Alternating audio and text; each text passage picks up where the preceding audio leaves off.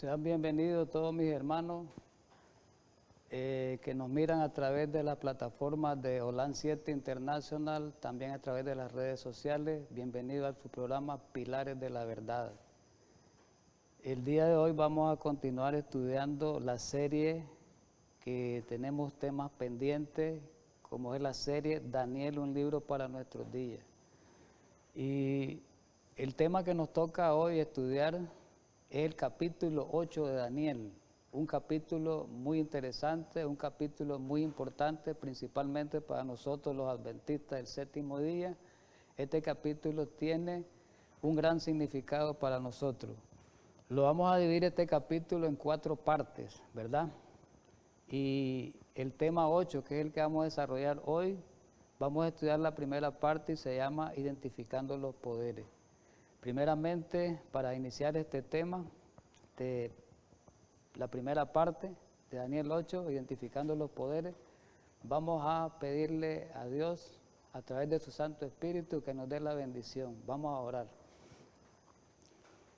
Eterno y amado Padre Santo que moras en los cielos, gracias infinitas a esta hora por darnos la oportunidad de abrir tu palabra. Ayúdanos para que el Espíritu Santo sea el que lleve esa palabra inspirada a nuestras mentes, a nuestros corazones, y que esta palabra pueda verdaderamente repercutir en nuestra vida espiritual. Ayúdanos para que pueda producirse en nosotros el querer y el hacer para una buena voluntad. En Cristo Jesús. Amén. Bien, vamos a iniciar pues el tema. Y vamos a iniciarlo con una cita interesante del Espíritu y Profecía, que esta cita nosotros la estudiamos en los primeros temas que hicimos de Daniel. Creo que fue en el tema las características especiales del libro de Daniel, me parece que en el primero o en el segundo tema. Vamos a repetirla porque esta cita está dentro del contexto del tema que vamos a desarrollar. Y fue escrita o dada en el año 1896. Aparece una carta, la carta 57. Esta cita también aparece en Testimonios para los Ministros. Ahí por la página 112, 113 la pueden buscar para los que vayan a buscar esta cita. La encuentran más completa. La luz que Daniel recibió de Dios fue dada especialmente para estos postreros días. Qué interesante el arranque de esta cita. La luz que Daniel recibió de Dios fue dada especialmente para estos postreros días. Las visiones que él tuvo junto a la ribera del Ulai y del Hidekel, los grandes ríos del Sinar, están hoy en proceso de cumplimiento y todos los acontecimientos predichos pronto ocurrirán. Qué importante es introducirnos con esta cita, es muy relevante, porque esta cita está dentro del contexto, como decía anteriormente, del tema que vamos a desarrollar, del capítulo relevante, del capítulo trascendental y muy peculiar y muy especial para los adventistas del séptimo día. Aquí esta cita dice que fue dada principalmente para los postreros días. ¿Y cuándo es los postreros días? En los tiempos que estamos viviendo hoy y los tiempos que están en el porvenir del futuro. Recordemos que se nos aproxima una crisis, la crisis más grande que haya tenido la humanidad a lo largo de la historia del mundo. A lo largo de estos 6.000 años, ninguna crisis se compara con esta. Entonces, es importante esta cita arrancar, porque dice que esas visiones que Daniel tuvo junto a la ribera del Ulai y del Hidekel. Recordemos que las visiones que tuvo junto a la ribera del Ulai, Daniel, fue Daniel capítulo 8. Y la visión que tuvo junto al Hidekel fue Daniel capítulo 10, capítulo 11 y capítulo 12, que es la última visión, la última gran profecía. Muy bien. Como vamos a iniciar el capítulo 8 de Daniel, tenemos que conocer bien este capítulo. Como decía, es muy interesante para nosotros los adventistas este capítulo. Vuelvo a recalcar, y creo que lo voy a seguir recalcando, la importancia, porque recordemos que nosotros provenimos de una profecía que está descrita en este capítulo, que la vamos a estudiar en este capítulo. a su debido tiempo, como es Daniel 8:14, la profecía de las 2300 tardes y mañanas, la profecía referente al santuario, la profecía referente al juicio investigador. Entonces es de importancia estudiar este tema, este capítulo. Dada la importancia que tiene este capítulo, es importante saber cómo está estructurado este capítulo, ¿verdad? De una manera literaria, cómo está estructurado en las partes que este capítulo está estructurado. Lo vemos, 4 partes podemos ver en la estructuración de este capítulo. La primera parte es la introducción de la visión. Eso aparece descrito en los versículos 1 y 2. Eso se llama introducción. La segunda parte es la descripción de la visión, que está visión, audición, ¿verdad? Porque recordemos que hay unos seres celestiales que hablan ahí, hacen preguntas. Eso lo vamos a ver en el transcurso de los temas de Daniel 8. Esta parte de descripción de la visión aparece descrita en los versículos desde el 3 hasta el 14. Después aparece la tercera parte en la estructura, continuando con la estructura del capítulo, la interpretación de la visión, y aparece descrita en los versículos desde el 20 hasta el 26. Y al final el capítulo termina con la conclusión de la visión en el versículo 27. El capítulo 8, ahora vimos la estructura. El capítulo 8 consta de 3 partes. ¿De qué trata? Es importante saber de qué trata este capítulo. Y lo vamos a dividir en 3 partes. Vamos a ver a Daniel, su contenido en 3 partes. ¿De qué trata? La primera parte, hay un conflicto entre un carnero y un macho cabrío. ¿A dónde aparece descrito eso? En los versículos del 3 al 8 aparece la visión, y la explicación de la visión aparece del 20 al 22. Después aparece la segunda parte, hay otro conflicto.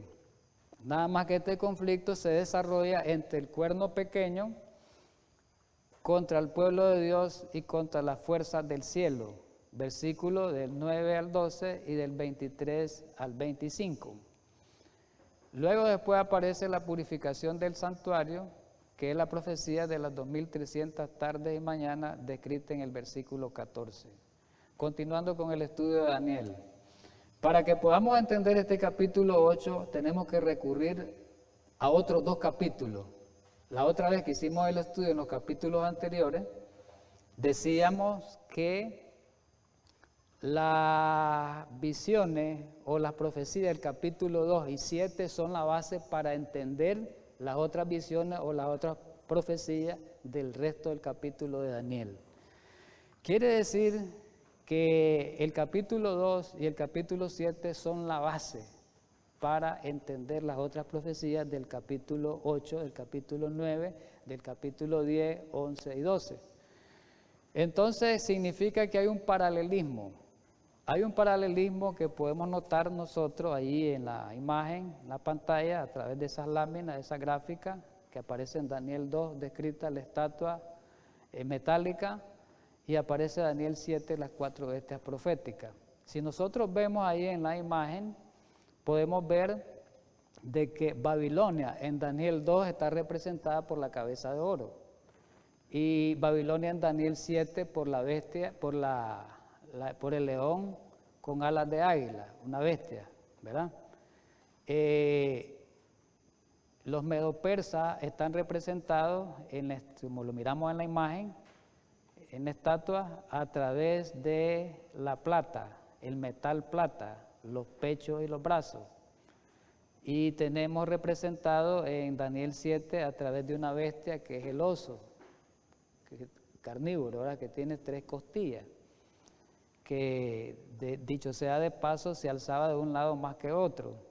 Después aparece el tercer reino, que es Grecia, que es de bronce, ¿verdad? Ahí nosotros lo podemos ver, y este tiene un paralelismo con una de las bestias, que es el leopardo de las 4 alas. Y finalmente las piernas de hierro, que corresponden a Roma en la estatua, y corresponden en Daniel 7 a la estatua, a la bestia terrible de 10 cuernos. Entonces Daniel 7 añade nuevos elementos a los presentados en el capítulo 2, como son el surgimiento y las actividades de un cuerno pequeño y también el juicio. Eso es lo nuevo que hay, cuerno pequeño y juicio.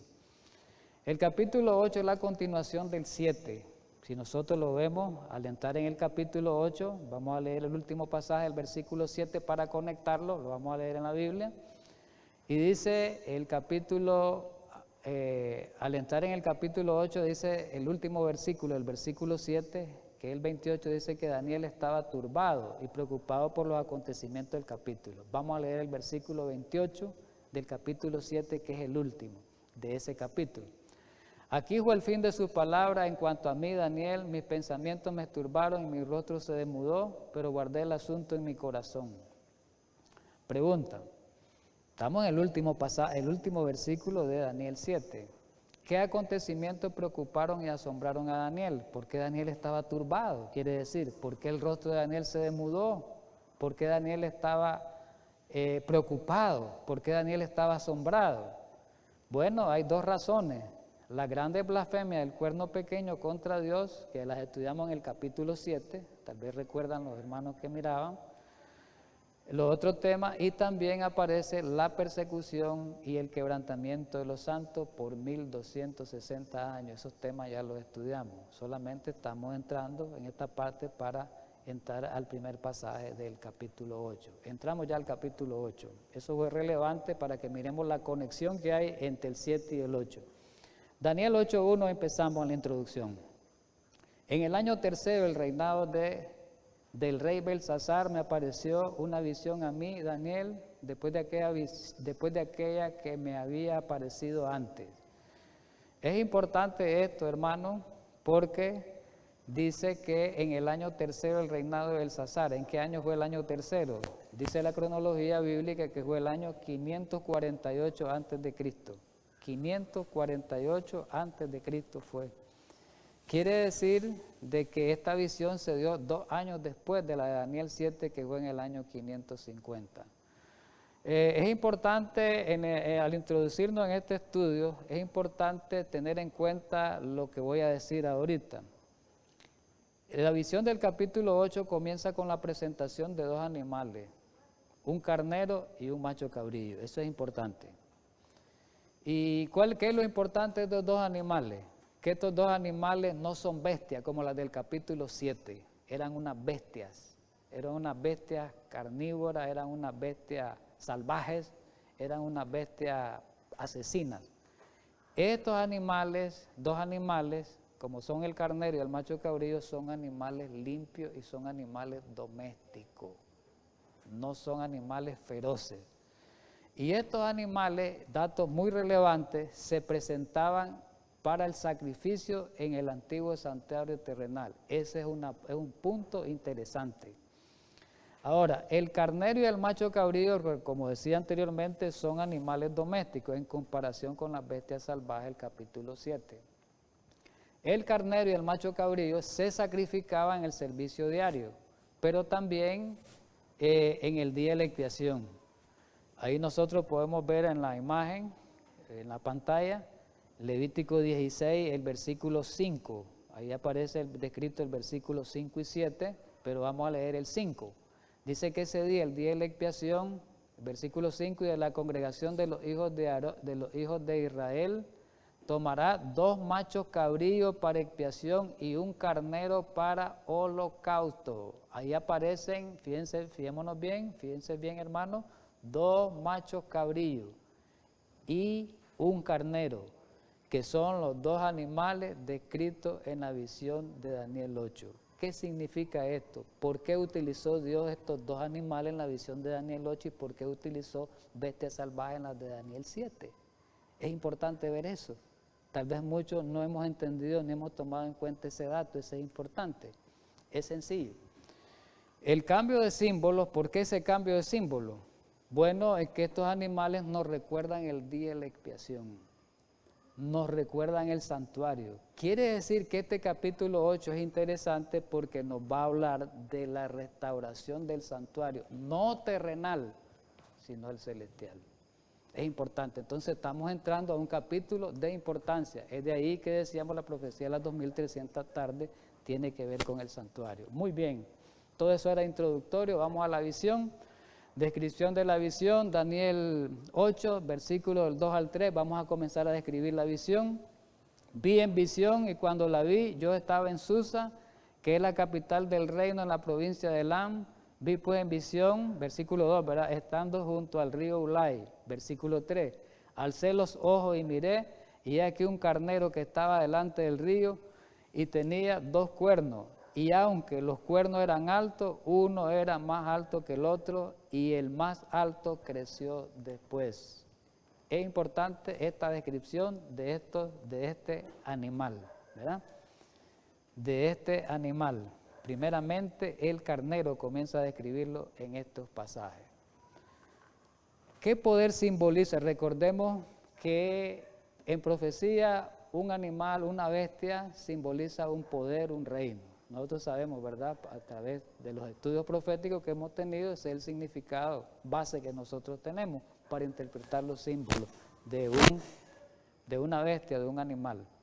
¿Qué poder simbolizaba el carnero que acabamos de escribir? Bueno, el mismo capítulo, en la explicación, el mismo capítulo da la explicación y dice Daniel 8:20, en cuanto al carnero que viste, le describe el ángel que tenía 2 cuernos, estos son los reyes de Media y de Persia. Aparece descrito ya a quién representa el carnero la profecía, a un reino que se llamaba Medo y los persas, o de Media y de Persia. Y a través de la historia, ahí aparece la fuente histórica en la pantalla, dice que sí, pues la historia confirma que esos 2 reinos ese reino fue un reino unificado por 2 reinos, que eran por los medios o Media y por los persas. Y dice la historia, esta fuente histórica que tenemos aquí, del doctor Shea, William Shea, ahí aparece la fuente, dice que en el año 550 a.C. el rey persa Ciro derrotó al rey medo Astiages y formó un único reino conocido como Medio Persa, lo que significa que para los tiempos de la caída de Babilonia, que fue en el año 539 a.C., los medos y los persas eran un solo reino unido, era un reino unificado. Muy bien, vamos a ver esta alianza de los medos y los persas que también aparece descrita en los otros capítulos, en los capítulos base como es el capítulo 2 y el capítulo 7, en los capítulos base de la profecía. En Daniel 2:32 dice, ustedes lo pueden buscar, yo no lo voy a leer literalmente, pero ahí dice que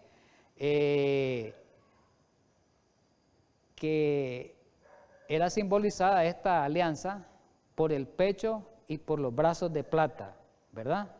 Tal vez recuerdan la estatua, la acabamos de proyectar ahorita, hace poco, y en el estudio de Daniel 2 tal vez lo recuerdan, que esta alianza de los medos y los persas, ¿verdad?, que simbolizaba por el pecho y los brazos, los 2 brazos, simbolizando 2 poderes, 2 brazos significaban 2 poderes. En Daniel 7:5, que representa por medio de las bestias, aquí se presenta la alianza medio-persa por medio del oso. Y el oso, sabemos que ahí se alzaba de un costado más que otro. Dentro de la alianza había un poder más poderoso que eran los persas que los medos.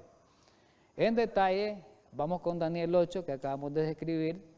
En detalle se repite en Daniel 8:3, ¿verdad?, que uno de los cuernos era más alto que otro, significando que uno de los poderes tenía mayor poder, como era el poder de los persas.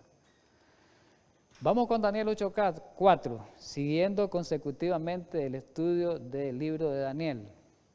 Vi que el carnero hería con los cuernos, ya sabemos que el carnero simbolizaba a los medo-persas, hería con los cuernos al poniente, aparecen ya puntos cardinales, al poniente, al norte y al sur, que ninguna bestia, ningún poder quiere decir, podía parar delante de él. Ni había quien escapase de su poder, y hacía conforme a su voluntad y se engrandecía. ¿Qué quiere decir todo esto?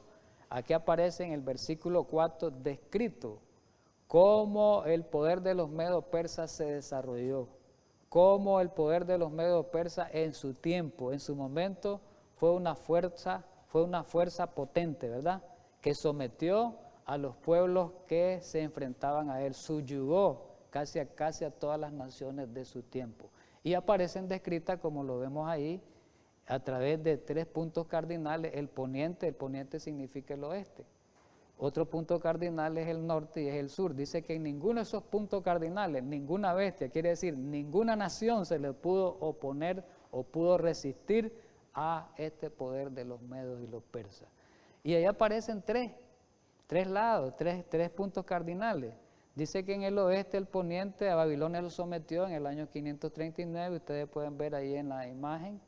Al norte sometió a Lidia en el año 547 a.C. y al sur a Egipto en el año 525. Entonces, el capítulo 7, Dios presenta la alianza medo-persa a través del oso, pero este oso tenía 3 costillas. Esas 3 costillas simbolizan estas 3 naciones que acabamos de describir. Vamos avanzando en el capítulo, en el conflicto. Recordemos que comienza con un conflicto entre 2 animales, entre un carnero y un macho cabrillo. Ya describimos el carnero, ahora vamos con el macho cabrillo. Mientras yo consideraba esto, he aquí un macho cabrillo y venía del poniente, sobre la faz de toda la tierra, sin tocar tierra, y aquel macho cabrillo tenía un cuerno notable entre sus ojos. Pregunta, ¿qué poder simbolizaba ese macho cabrillo? La misma Biblia da la respuesta, en el mismo capítulo, en la misma visión da la respuesta. Daniel 8:21. El macho cabrillo, si buscamos en nuestras Biblias, es el rey de Grecia. Y el cuerno grande que tenía entre sus ojos es el rey primero, dice el versículo 21. Entonces descubrimos que había un pleito, iba a haber un conflicto entre los griegos y los medo-persas, ¿verdad? Ya descubrimos quiénes eran los animales. ¿A quién representaba el cuerno grande? En Daniel 11, del 1 al 3, el capítulo 11, ahí podemos ver, dice que el versículo 1 dice: yo mismo en el año primero de Darío el Medo estuve para animarlo y fortalecerlo. El versículo 2 dice: ahora te mostraré la verdad. Y aquí que aún habrá 3 reyes en Persia, y el cuarto será de grandes riquezas más que todos ellos. Y al hacerse fuerte con su riqueza levantará a todos contra el reino de Grecia. Y el versículo importante que nos interesa ahorita es el 3. Dice que después de esos reyes medo-persas, aquí está describiendo la historia el profeta, se iba a levantar un rey valiente que ya no era medo-persa, porque dice que ese rey iba a dominar con gran poder y iba a hacer su voluntad y hará su voluntad. Entonces, y a través de la historia descubrimos quién fue ese rey valiente, quién fue ese que sometió con gran poder a los gobiernos o a las naciones que se le oponían, y la historia lo comprueba. La historia dice que fue Alejandro Magno, y dice la historia, ahí tenemos la cita, la fuente histórica, Historia del Mundo, por R. Finlay, y ahí está la página de la editorial Iberia. Dice que Alejandro, hablando de Alejandro Magno, era el guerrero más grande del mundo antiguo. Era el general más grande del mundo antiguo. Alejandro siguió batiendo a los generales persas de Darío con rapidez sorprendente. Versículo 5, seguimos avanzando en el estudio de Daniel. Mientras yo consideraba esto, he aquí un macho cabrillo. Venía del lado del poniente, del oeste, sobre la faz de toda la tierra, sin tocar tierra. Qué interesante esto. Ese dato es importante, lo puse en rojo. Sin tocar tierra. Puse en rojo también de dónde venía. Venía del poniente, y aquel macho cabrillo tenía un cuerno notable entre sus ojos. ¿Qué significa que venía del poniente? Que venía del occidente. ¿Qué significaba ese punto cardinal para el imperio griego? Significaba que Grecia quedaba al occidente del imperio medo-persa. Entonces quiere decir que este versículo me dice que Alejandro Magno atacó desde esa dirección, desde el poniente. Grecia se encontraba al oeste, ¿verdad? Y otro dato relevante, ¿verdad?, que lo marqué ahí, esa frase, sin tocar tierra, que significaba que este poder, este macho cabrío, dice sin tocar tierra. Eso representaba la rapidez con que Alejandro Magno, dirigiendo al imperio griego, para formar el imperio griego, dice que lo hizo con gran velocidad, con gran rapidez, ya que en solo unos 10 años fue que conquistó el vasto imperio griego. En resumen, del macho cabrillo, venía del oeste, sin tocar tierra, tenía un cuerno notable entre sus ojos, ya en resumen, resumiendo, y ese poder era Grecia, que gobernó, dice ahí en la lámina, del año 331 hasta el año 168. Vino del occidente, lo estudiábamos, las conquistas fueron realizadas con rapidez, lo estudiábamos, estamos haciendo un resumen, y su líder notable, aquel cuerno notable, fue Alejandro Grande o Alejandro Magno. Vamos al versículo 6 y 7. Y vino el macho cabrío hasta el carnero de 2 cuernos que yo había visto en la ribera del río, y corrió contra él con la furia de su fuerza. Versículo 7. Y yo vi que llegó junto al carnero y se levantó, ¿verdad? Hablando del macho cabrío, contra él y lo hirió. Dice que le quebró los cuernos, no lo leo literal, le quebró sus 2 cuernos, y a este carnero, que es el poder medo persa, no tenía fuerza para pararse delante de él. Y dice el pasaje que lo derribó, por tanto, en tierra, y lo pisoteó, y no hubo quien librase al carnero de su poder, ¿verdad? Qué importante es esto, mis hermanos. Y la historia habla de la rapidez con que Alejandro Magno conquistó el mundo. Por eso a Alejandro Magno se le consideraba, Alejandro el Grande, como uno de los grandes generales que ha habido en la historia. Uno de los grandes generales, posiblemente de la antigüedad fue el más grande, dice. Lo acabamos de leer. Y aquí en el comentario bíblico, ustedes miran ahí en la página de esta parte histórica que vamos a leer un poquito y a comentarla. Está en el tomo 4, en la página 848, y aquí menciona Alejandro Magno cómo conquistó a las naciones principales. Ahí menciona 3 o 4 naciones principales y habla de los años en que obtuvo la victoria. Por ejemplo, comienza esta cita del comentario bíblico que en el año 334 antes de Cristo Alejandro cruzó el Helesponto y entró en territorio persa con solo 35,000 hombres, dice la historia. La insignificante suma de 70 talentos en efectivo y provisiones solo para un mes. Y la campaña fue una serie de triunfos. Y aquí vienen las victorias que obtuvo este general cumpliendo con lo que dice la profecía. Es decir, la historia, ¿verdad?, da evidencia de lo que la profecía lo decía. Lo que Dios dijo a través de la visión profética, a través del profeta Daniel, años después se cumplió en la historia. Por eso es que dicen, mis queridos hermanos, que la palabra de Dios, además de tener vida, de ser viva, dice Hebreos 4:12, dice que es eficaz, que no falla. Y por eso dice también el apóstol Pedro que la palabra profética es la más segura, tiene una seguridad grande. ¿Por qué? Porque el autor de la profecía es Cristo Jesús. Y Cristo Jesús, su palabra no falla, es verdadera. Eso tenemos que entenderlo, ¿verdad? Muy bien, sigamos con la historia un poquito, ¿verdad? Dice que Magno, Alejandro Magno, fue, por eso decía que el macho cabrillo, sin tocar tierra, dice, que atacaba. O sea, la gran rapidez, ¿verdad?, con el cual avanzaba, hacía su conquista y ganaba la batalla, aquí se puede ver en la historia. Es importante este dato histórico. Dice que la primera victoria, cuando va en avance hacia el territorio persa, la primera victoria, porque eso fue, hermanos, si nosotros vemos en el año 334, para llegar al 331 solamente 3 años. Quiere decir que de ese año 334 para llegar al 331, que fue en que el imperio medo-persa cayó y comenzó a gobernar el imperio griego, según lo que hemos estudiado, ¿verdad?, en los temas anteriores, el capítulo 2 y el capítulo 7 de Daniel. Dice que la primera victoria fue lograda en Granico, un lugar, ¿verdad? La segunda fue lograda en Iso, otro lugar, al año siguiente. Otra en Tiro, un año después. pasando por Palestina, mire los lugares, Alejandro conquistó Gaza y después entró en Egipto virtualmente sin oposición. Y ahí en el año 331, que es el año que sucumbió el imperio medo-persa, ahí en el año 31 a.C., Alejandro Magno fundó la ciudad de Alejandría. Por eso Alejandría tiene el nombre de ciudad egipcia. Alejandría viene de Alejandro, le pusieron por eso el nombre, Alejandría viene de Alejandro. Es importante eso.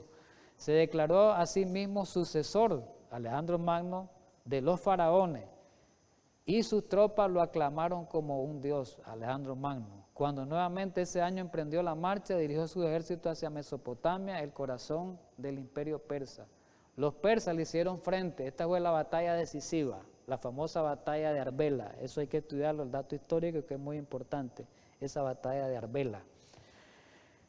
Fue la batalla decisiva para destronar a los medos persas. Al este de la confluencia de los ríos Tigre y Gran Zab, pero sus fuerzas fueron derrotadas y se dieron a la huida. Estamos hablando de los persas. Recordemos que la otra vez creo que estudiábamos, que el último rey del imperio medo-persa, quien triunfó Alejandro sobre él, lo derrotó, fue Darío III. ¿Ves? Ese fue el que se dio a la huida, pero sus fuerzas fueron derrotadas y se dieron a la huida. La fabulosa riqueza del mayor imperio mundial estaba a disposición del joven rey de 25 años. Jovencito Alejandro Magno conquistó el mundo, 25 años, pero no dilató mucho, no gozó de todas esas victorias, muy poco tiempo estuvo. Miremos todo esto resumido, lo que hemos estudiado el conflicto hasta hoy y la conquista rápida de Alejandro, resumida en esa lámina que aparece en la imagen, como la pueden ver. Ahí aparece la caída de Medo-Persia y el ascenso de Grecia. Dice que el macho cabrío hirió, dice la profecía, y quebró los dos cuernos del carnero cuando lo derrotó. ¿Y en qué batallas fueron importantes para esa derrota? En la batalla de Granico, en el año 334, en Iso, en Sicilia, en el año 333, y la famosa batalla de Arbela, que fue decisiva en el año 331. Todo eso quiere decir la rapidez con que Alejandro hizo su conquista. La profecía decía, sin tocar tierra. Qué importante esa frase tiene mucho significado hoy. Daniel 8:8.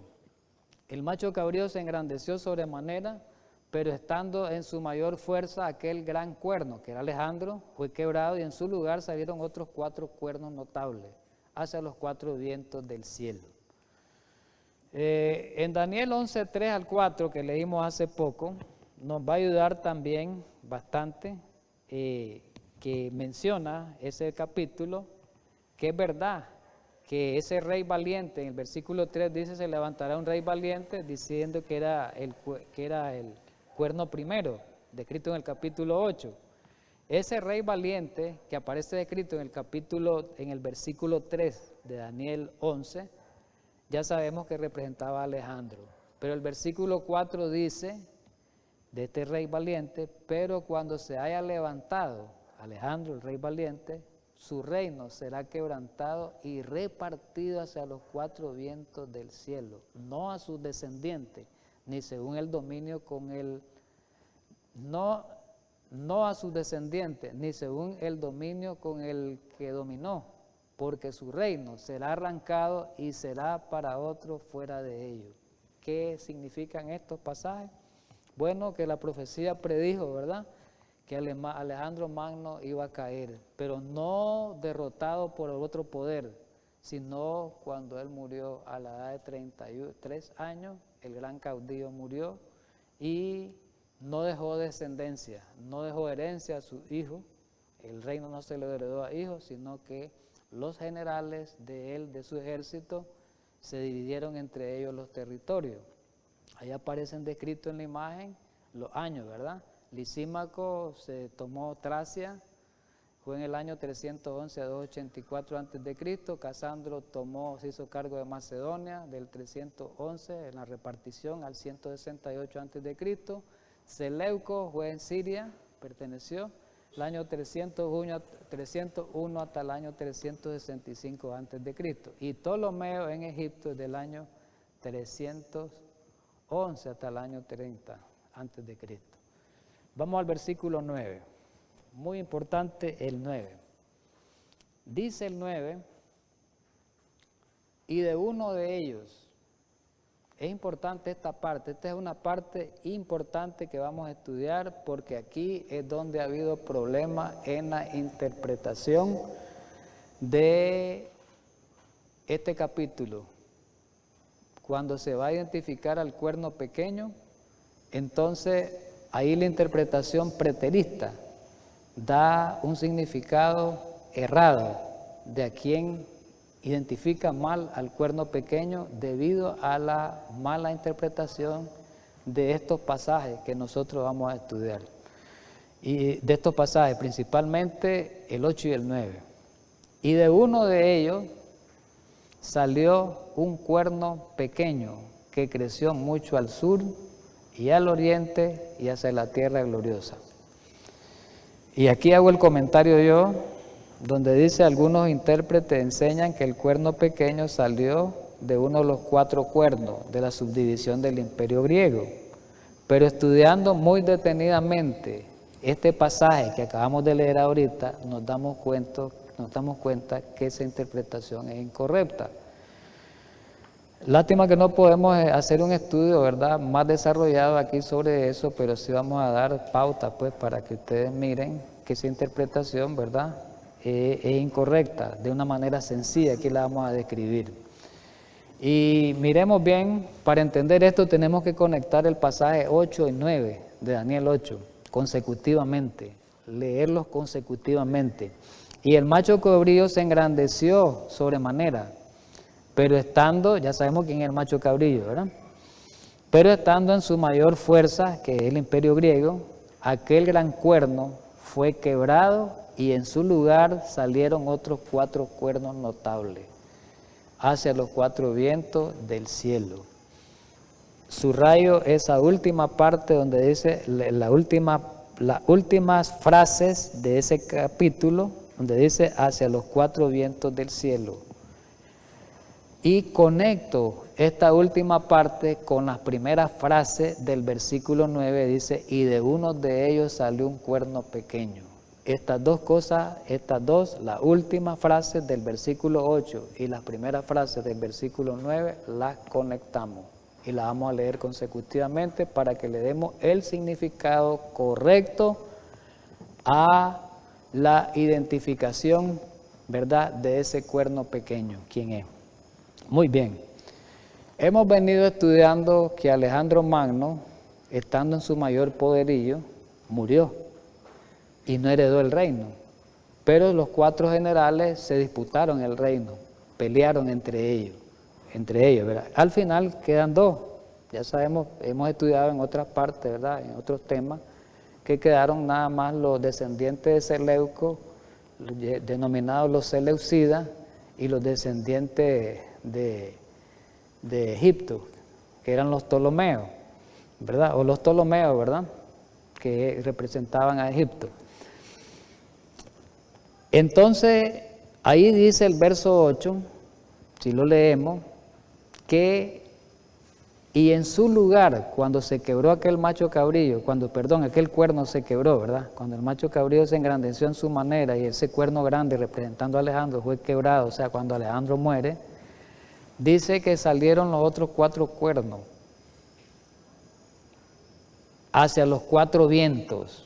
Es importante entender qué es vientos. Vientos, los 4 vientos, significan los 4 puntos cardinales. Hacia los 4 puntos cardinales, dice, ¿verdad? Ya sabemos cuáles son los 4 puntos cardinales: norte, sur, este, etcétera, oeste, etcétera. Es importante esto, hermanos, porque gramaticalmente, con la gramática en sencilla, sin mucho entendimiento, sin mucha sofisma, si nosotros unimos la última frase donde dice hacia los 4 vientos, o sea, de los 4 vientos salió de ellos, ¿verdad? De los 4 vientos fue que salió el cuerno pequeño, de uno de los 4 vientos, no de uno de los 4 cuernos como lo interpretan los preteristas, que identifican a Antíoco Epifanes, ¿verdad? No es así, porque aquí la gramática sencilla me dice que el antecedente es hacia los cuatro vientos. La última frase del versículo 8, al unirlo con las primeras del versículo 9. Entonces que dice que de los cuatro vientos salió un cuerno pequeño y da los otros puntos cardinales donde creció ese cuerno. Dice que creció al sur, creció al oriente, hacia la tierra gloriosa. Miremos esto. El versículo 9 nos muestra de cuál dirección o cuál punto cardinal salió este cuerno. Pues al crecer hacia el sur, el oriente y la tierra gloriosa nos da a entender que sale, ya sea del norte o sea del oeste. Por el contexto histórico, estudiándolo, sabemos que el cuerno pequeño salió del oeste y Roma atacó desde esa dirección. Por eso decimos que el cuerno pequeño representa a Roma, no puede representar a Antíoco Epifanes porque Antíoco Epifanes era griego, no era romano. Y aquí lo vemos nosotros, por eso tenemos que recurrir a las profecías base. Aquí vemos las láminas, la imagen en la pantalla, Daniel 2 y Daniel 7. Si recurrimos a esas profecías base, nosotros vamos a darnos cuenta en el capítulo 8 que el reino que seguía a Grecia era Roma. En el capítulo 2, por ejemplo, ¿cuál es el reino que sigue a Grecia? Que ya sabemos que Grecia es representada por los muslos de bronce y Roma era representada por las piernas de hierro. Entonces las piernas de hierro que representaban a Roma seguían al metal del bronce, que era de los muslos. Y si nosotros lo vemos miremos la imagen, si nosotros lo vemos en las bestias, después de el leopardo, de cuatro águilas, de cuatro alas, que representa a Grecia, ¿quién es el que sigue? Si nosotros lo vemos, sigue Roma, representado por la cuarta bestia, la bestia de 10 cuernos. Entonces, si en el capítulo 2 el poder que sigue a Grecia es Roma, en el capítulo 7 el poder que sigue a Grecia es Roma, pues en el capítulo 8 el poder que sigue a Grecia también será Roma. No puede ser el mismo Grecia. Por ahí había un error grande de parte de la interpretación preterista que dicen que era Antíoco Epifanes. Antíoco Epifanes era griego, no era romano. Así que, mis queridos hermanos, pues hemos tratado de discernir y descubrir ese error garrafal, ese error grande que hay, ¿verdad? Muy bien, ahora que hemos identificado el cuerno pequeño que representa a Roma, recordemos algo, en Daniel 7, si repasamos Daniel 7, ustedes lo recuerdan, la cuarta bestia tenía 10 cuernos, ahí aparece en imagen, ustedes pueden ver la imagen, 10 cuernos. Pero hay algo interesante en esta cuarta bestia que representaba a Roma. Recordemos que los 10 cuernos representaban a las tribus bárbaras, que estaban dentro del imperio romano. Las tribus bárbaras estaban en la bestia, que era dentro del imperio romano. Este dato es relevante.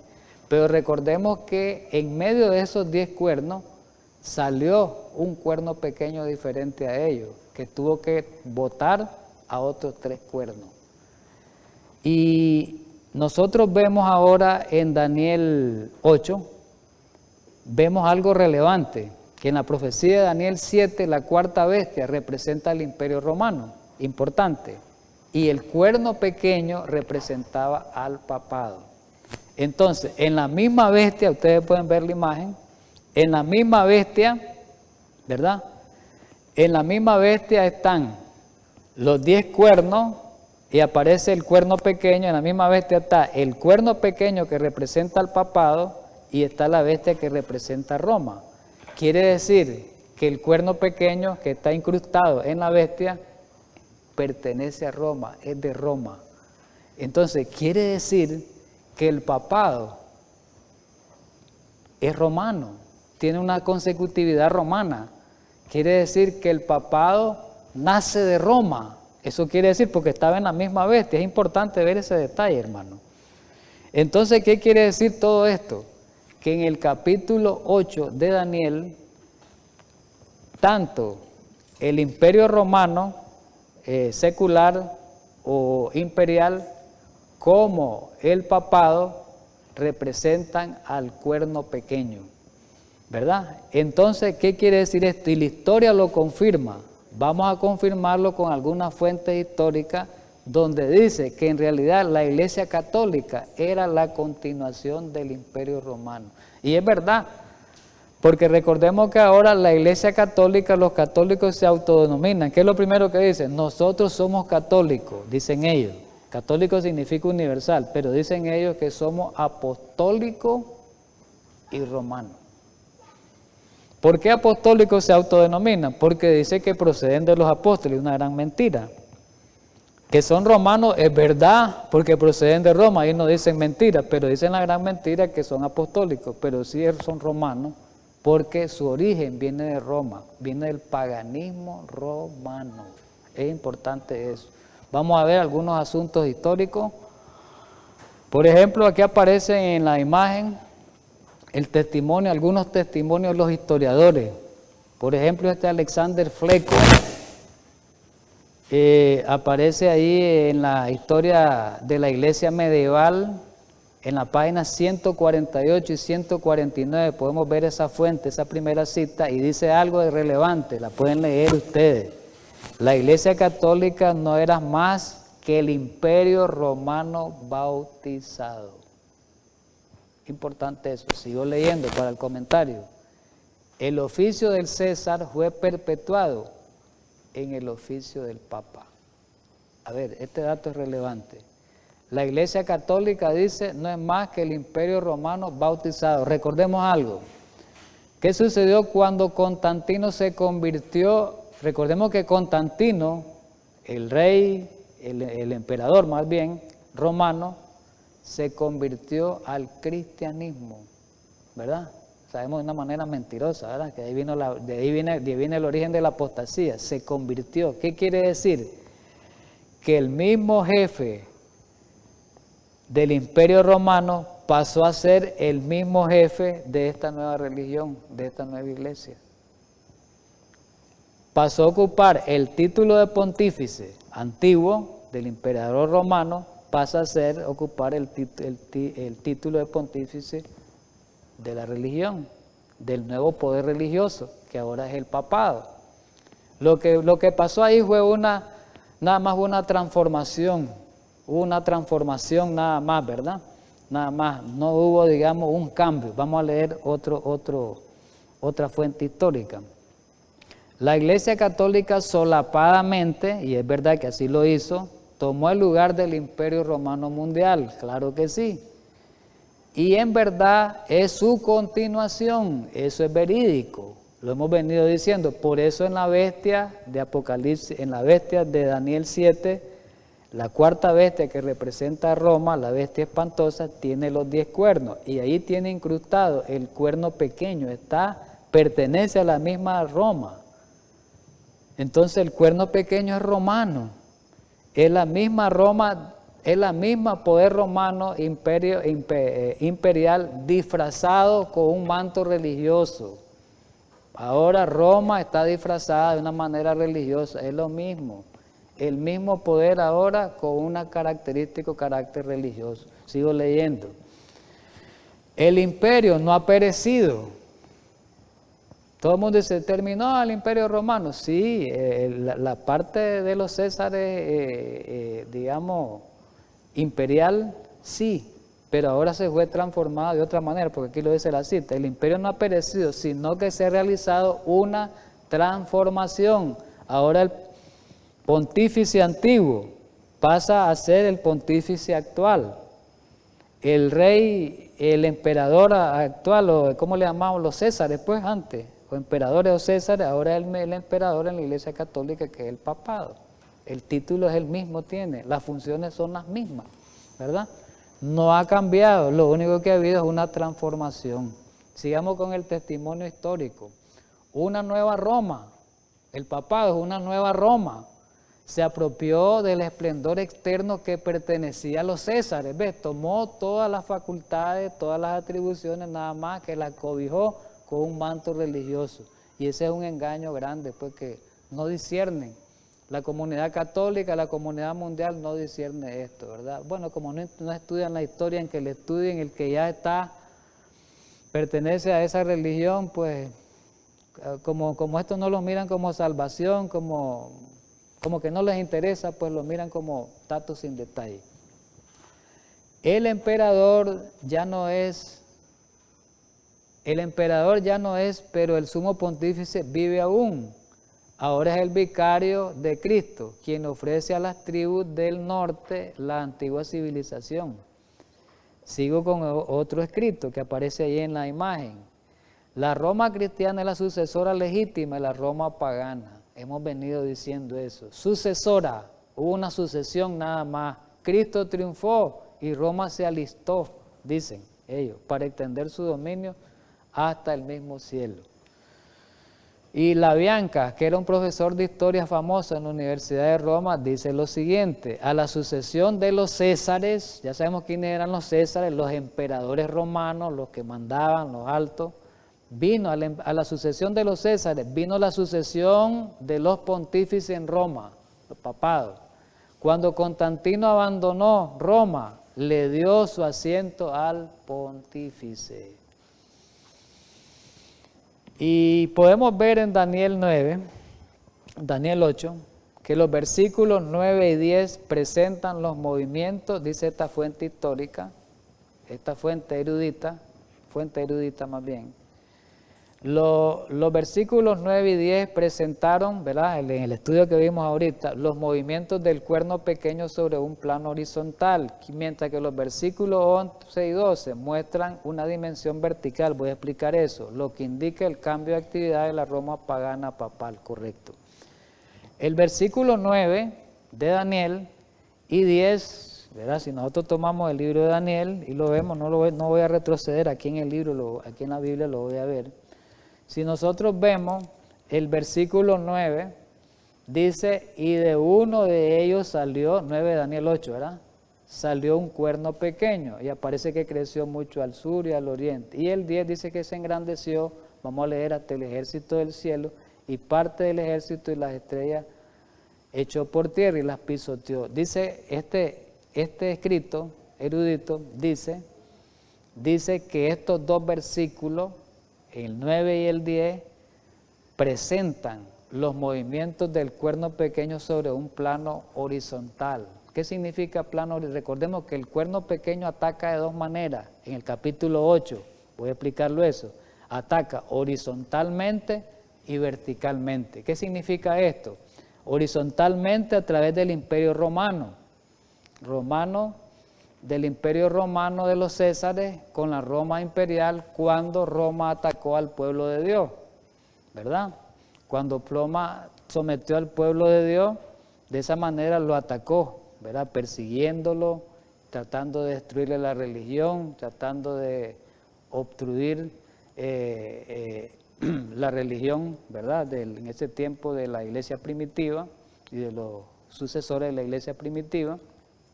Y los versículos 11 y 12 ya muestran al cuerno pequeño, pero ya no como una Roma en el plano vertical, horizontal, ahora vertical, ahora es un cuerno pequeño, ya no atacando aquí, sino, persigue aquí, sino atacando directamente al santuario celestial, que ese es el próximo tema que vamos a ver, que cómo atacó el santuario este cuerno pequeño y echó por tierra la verdad, que fue a través del sistema católico romano, a través del papado, que ese es el próximo tema que vamos a ver.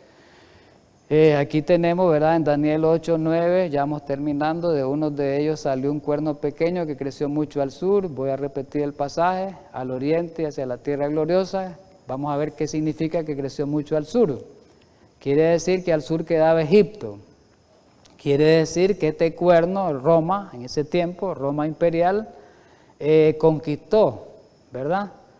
Ahí lo hizo a Egipto, dice este escrito, como una provincia romana en el año 30, ¿verdad? Más o menos por ahí antes de Cristo. Y al oriente dice que creció mucho, tanto al sur y al oriente, y fue al imperio seleucida, de los descendientes de Seleuco, y eso lo sometió finalmente convirtió en la provincia de Roma de Siria en el año 65 a.C. Lo que dice ahí en la Biblia, la historia lo está comprobando.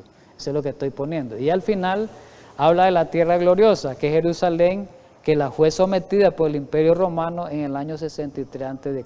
Quiere decir, hermano, que lo que dice en el versículo 9 del capítulo 8 se cumplió en la historia.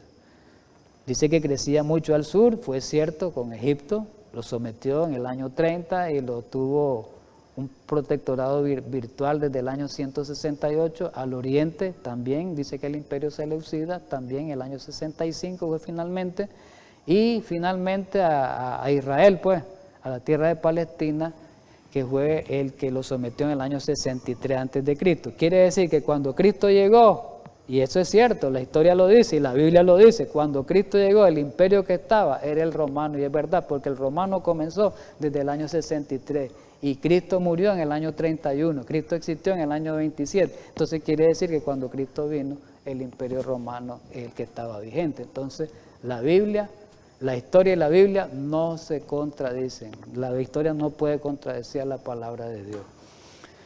Aquí en esta última, para terminar, la última imagen en resumen que aparece ahí, ya para terminar este tema, esta primera parte, para después estudiar la segunda parte, ¿verdad? En el próximo tema dice que el cuerno pequeño de Daniel 8 surgió de uno de los 4 vientos, quedemos en eso, no de los 4 cuernos como pretenden la teoría errada que hay. Surge de uno de los 4 vientos y surge de Roma, entró por el oeste. Es importante que terminemos en eso. Dice que creció al sur, ya lo demostró la historia. Creció al oriente, lo demostró la historia. Y creció a la tierra gloriosa, lo demostró la historia. Y dice también que este dato habla, ¿verdad?, de los años en que fueron sometidos. Aquí está, por ejemplo, Macedonia, fue en el año 168, Siria lo leímos en el año antes de Cristo, en el año 65 antes de Cristo, y Palestina en el año 63, y finalmente Egipto en el año 30. Esas fueron las conquistas romanas que aparecen descritas en la palabra de Dios en Daniel 8, ¿verdad? Vamos a terminar ahí, hermanos. Hoy solamente lo que hicimos fue en este estudio preliminar. Este estudio es como una introducción para los otros estudios.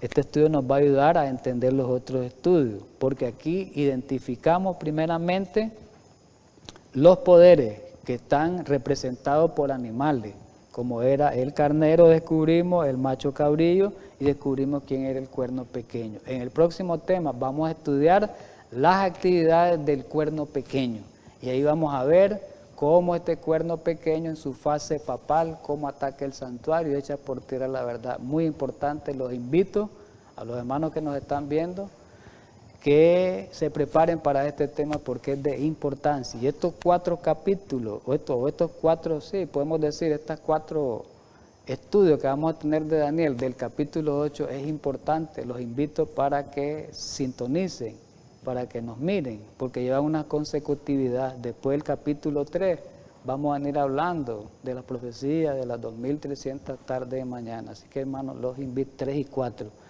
Los invito, pues, para el próximo estudio. Vamos a terminar orando para despedirnos en esta ocasión.